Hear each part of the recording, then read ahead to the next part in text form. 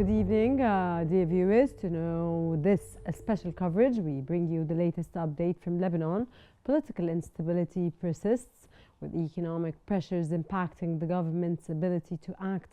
Meanwhile, in Gaza, where intense clashes continue amid escalating tensions following recent airstrikes and ground operations, the humanitarian crisis deepens, with international calls for ceasefire growing louder. We'll explore the situation on the ground, the regional implications, and the diplomatic efforts at play. Stay with us for more.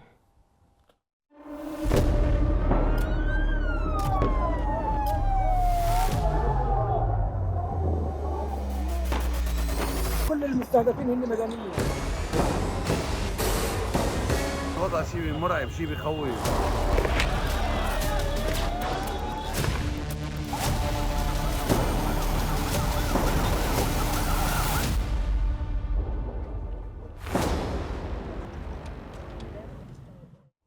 The Lebanese government has reported over 2,200 deaths and about 10,300 injuries. Lebanon has been attacked 9,588 times by the Israeli occupation forces since October 2023.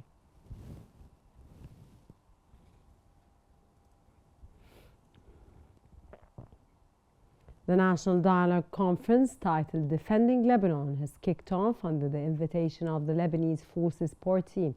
The conference, uniting opposition leaders and national figures, seeks to create a political framework to end Israel's war on Lebanon through cooperation with Arab nations and the international community.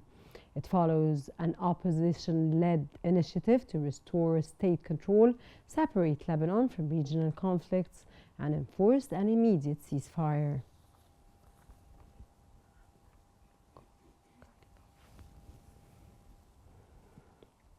Iranian Parliament Speaker Mohammad Baghar Kalibaf has met with Lebanon's caretaker Prime Minister Naguib Mikati in Beirut. Following his meeting with Lebanese Parliament Speaker Nabih Berri, Kalibaf held a press conference. He later visited the Iranian embassy in Beirut, where he engaged in discussions with Lebanese MPs and party leaders.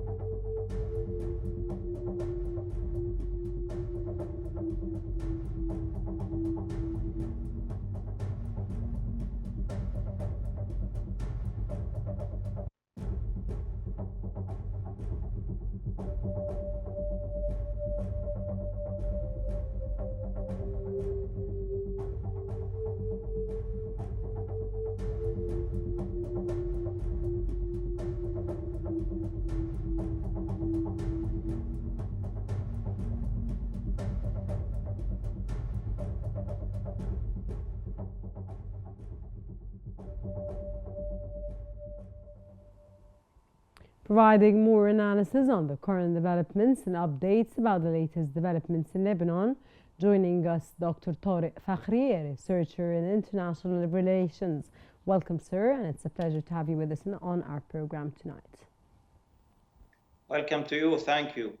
It's our utmost pleasure. Dr. Fakhri, how do you assess the current political dynamics in Lebanon in light of recent developments in Gaza?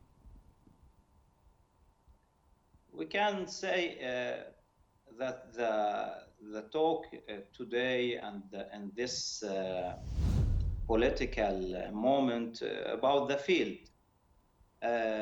Today, the expansion of strikes that Israeli make comes in response to the resistance regaining the initiative on the ground.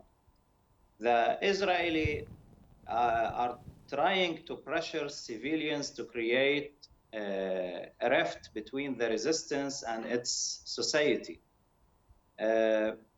We can say also, despite the painful blows that the resistance received, there are a set of indicators that support the hypothesis of its cohesion and ability to reproduce the command and control system. We can say also that the efficient and systematic field performance of resistance combat formations, which means that the resistance was able to quickly bridge the leadership gap and quickly adapt to the developments of the battle. So far, it's still maneuvering the Israeli army on the front edge of the border without achieving any actual penetration into the Lebanese depth. It's clear that the resistance has regained the initiative in the field. We talk today and in these days, its muscles are now distributed over a deeper and more intense arc of fire, which caused damage to military and civilians' material assets. And the settlers lost any security guarantee to remain in the northern region.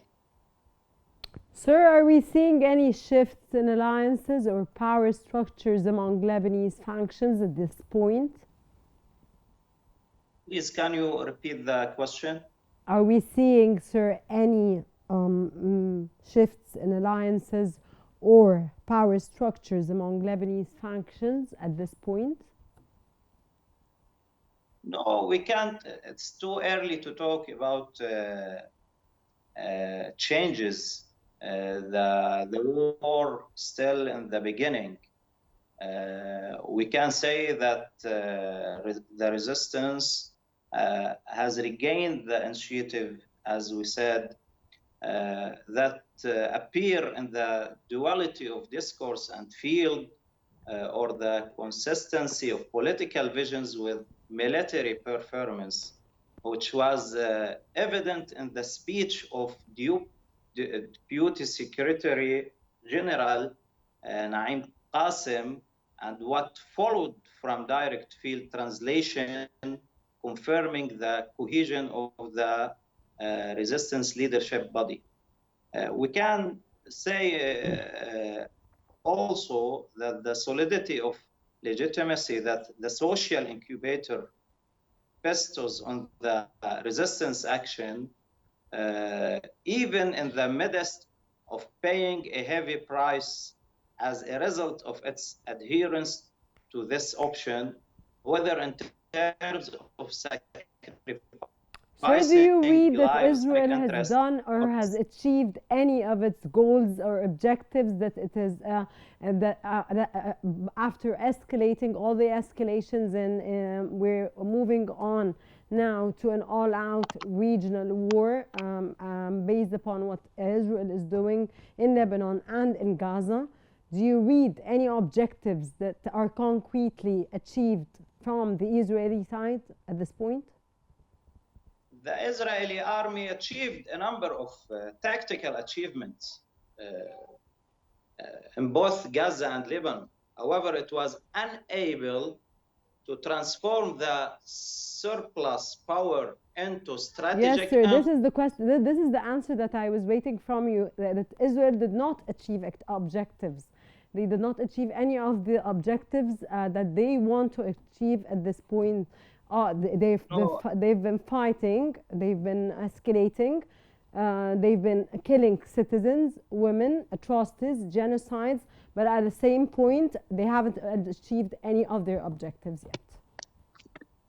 No, Israeli didn't achieve any objective till now. All the objective that it in the field was a tactical objective and was a tactical achievement. Till now, the Israeli can't make any development on the field, and this make the whole scene very complex. And the ambition of Netanyahu will go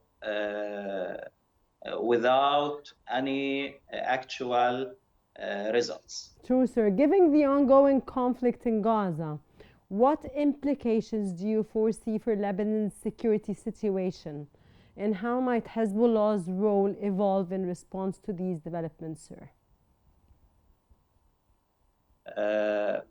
The Israeli try to make the same scenario in Lebanon as made in Gaza.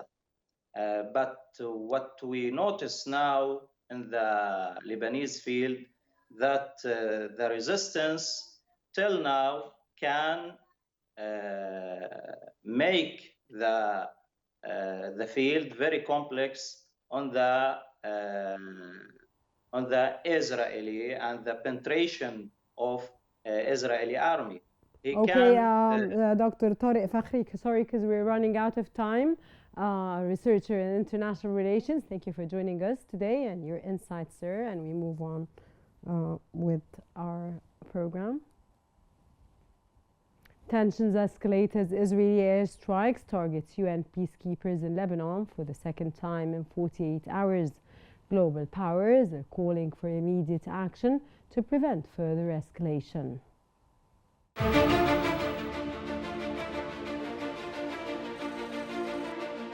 Rescue operations continue in central Beirut after Israeli airstrikes left 22 people dead and over 100 injured, according to Lebanese authorities. The Israeli airstrikes hit a densely populated residential area in central Beirut, damaging apartment buildings and local shops.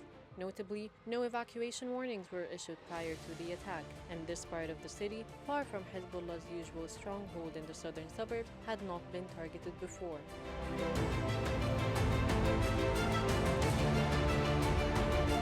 The Lebanese Health Ministry confirmed that among the 22 victims were a family of 8, including 3 children who had evacuated from southern Lebanon.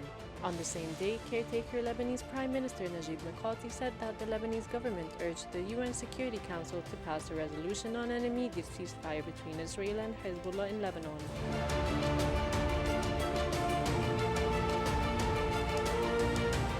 The United Nations Interim Force in Lebanon has issued a statement confirming that 2 explosions occurred near UNIFIL Sentry Tower in Naqoura, southern Lebanon, injuring 2 peacekeepers. This is the second time within 48 hours that the UNIFIL headquarters in Naqoura have been affected by explosions. As the search for survivors continues, authorities warn the death toll could rise.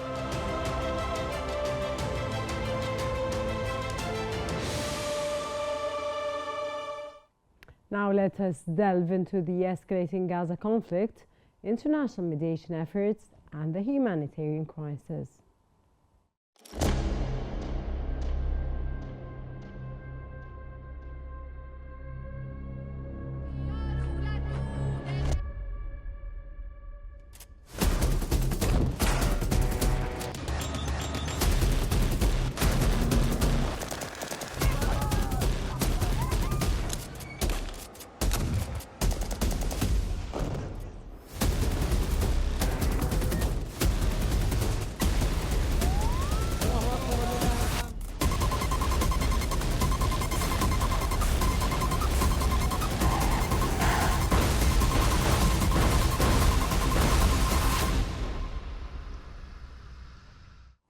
At least 42,175 have been killed and over 98,000 others injured in Israeli occupation attacks on Gaza since last October.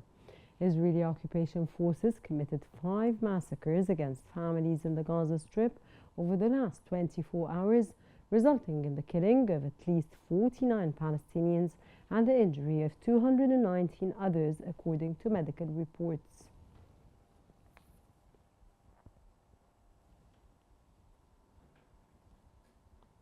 Palestinian media have reported that Israeli occupation forces have demolished residential buildings west of the Palestinian side of Rafah in southern Gaza. Israeli airstrikes also targeted the El Mawasi area in the Palestinian side of Rafah, alongside intense artillery shelling on the eastern parts of Khan Yunis in southern Gaza.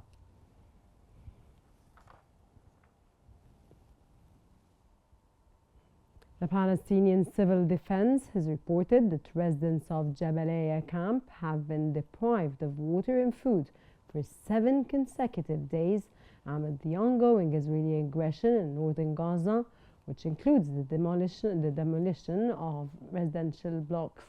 The Civil Defense confirmed that over 200,000 Palestinians in Jabalia face imminent death from Israeli bombardment or starvation and dehydration due to the ongoing land blockade. It also reported that the occupation forces have denied medical teams and rescue personnel access to vital fuel and supplies, worsening the dire conditions for trapped civilians.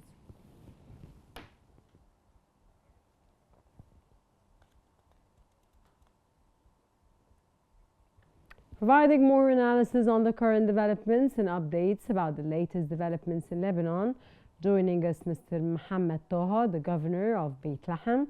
Welcome, sir, and it's a pleasure to have you with us in today's show.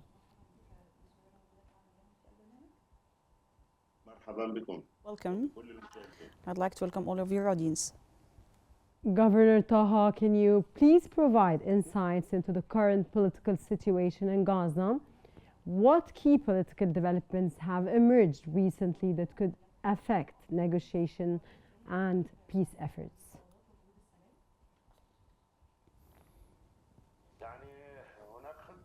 There is a plan called Al-Jamarat Plan. This plan calls for the displacement of the residents from northern Gaza towards Salah ad-Din axis. The goal of this plan is to evacuate the north and the remaining residents in these cities. The goal is to displace the Palestinian people and end the Palestinian existence in northern Gaza Strip, because the main goal of this war since its beginning is to evacuate the Palestinian territories from the Palestinian people, either in Gaza Strip or in West Bank, until the Zionist project is achieved on the ground. This project calls for the establishment of the Jewish homeland from Nile to Furat. The Palestinian people is the obstacle before the extension of this settlement project, since that it was necessary to conduct a crazy war against the Palestinian people in order to evacuate the Palestinian territories from them and to displace them. This is the main goal of this war. There is an Israeli project in the Arab region, the extreme leadership in Israel, led by the settlers. Every day they call for the establishment of this project, the occupation of Lebanon, Syria and parts of Sinai, in order to establish the Zionist project. 6 days ago, the occupation has been crazily striking Gaza, Jabalia camp, Beit Hanun, Beit Lahia, in order to evacuate the Palestinian residents from these areas and to siege or besiege the Palestinian resistance, and to prohibit the access to water and food, in addition to the air siege. Yeah, sir, Governor Tahar, can I please ask you a question in this context?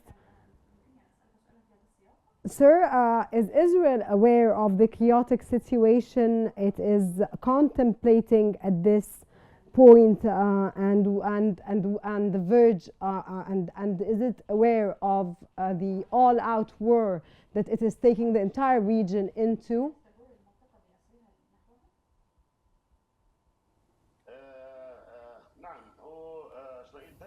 Yes, Israel is pushing towards an all-out war in this region, especially that all the Western power, on top of them the United States, are mobilizing all of their powers and warships in the region and all of their power to defend Israel.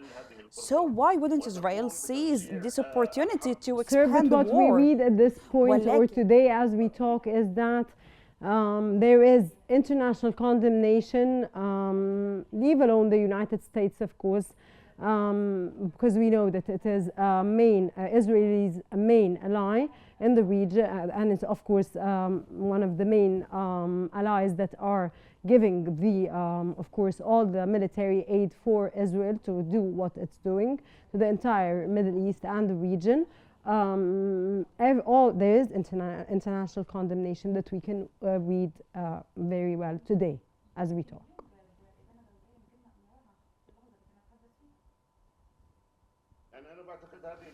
I believe that this condemnation is not up to the level of the crimes committed by the Israeli state of occupation, either in Gaza Strip or in West Bank or in Lebanon. The United States of America runs this war behind the scenes of.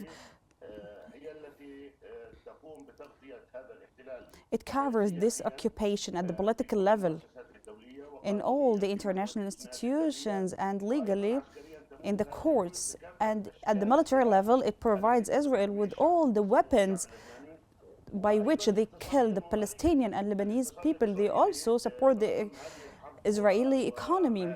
The Israeli economy, despite of this war, despite the cost of this war, which is very massive, the Israeli economy remains unaffected by this war. This is due to the support and the billions of dollars being sent to Israel by the United States of America to their ally in the area, which is the state of occupation, I think, in my opinion. Okay, it's America that managed the war. There are 3 projects in the region. The first project is an Israeli project, as seen in all these statements provided by the right-wing extreme government in Israel, in addition to the settlement project and the Iranian project in the region. There is a conflict between both projects. Unfortunately, Arabs lack a unified vision and a unified project to stop this bleeding in the Arab reality. Sir, how are the ongoing events in Gaza affecting the daily lives and economic conditions in Beit Lahem? Are there any specific challenges that your administration is facing as a result, sir?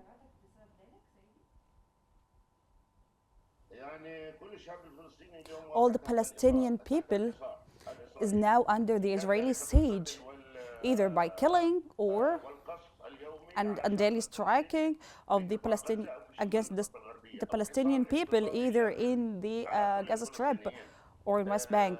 There is also an inclusive economic siege. Now there are thousands of Palestinians who are unemployed. The Palestinian government is unprecedentedly besieged at the economic level. Beit Lahem and the rest of the governorates depend on the religious tourism, since Beit Lahem is the religious capital of the Christians. However, since October 7th, 2023, the tourism has totally stopped. That thousands of Palestinians in Beit Lahem governorate work in. Now, the government of Israel and this government led by the settlement council. Sir, because I'm running out of time in 10 seconds, please. Could you let me know, or your input, about an all-out military confrontation that could further destabilize the region at this point?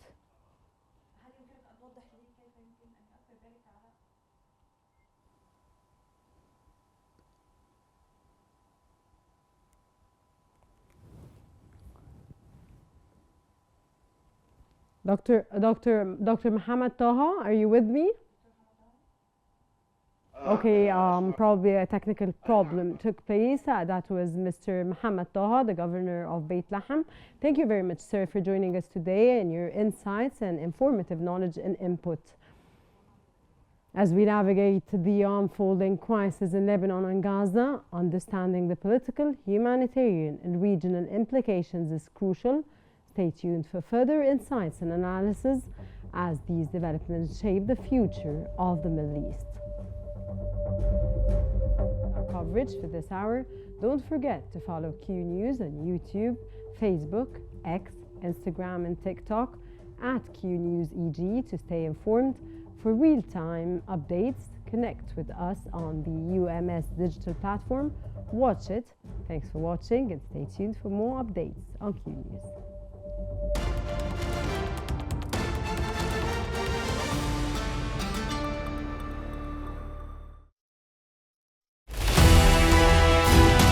In a world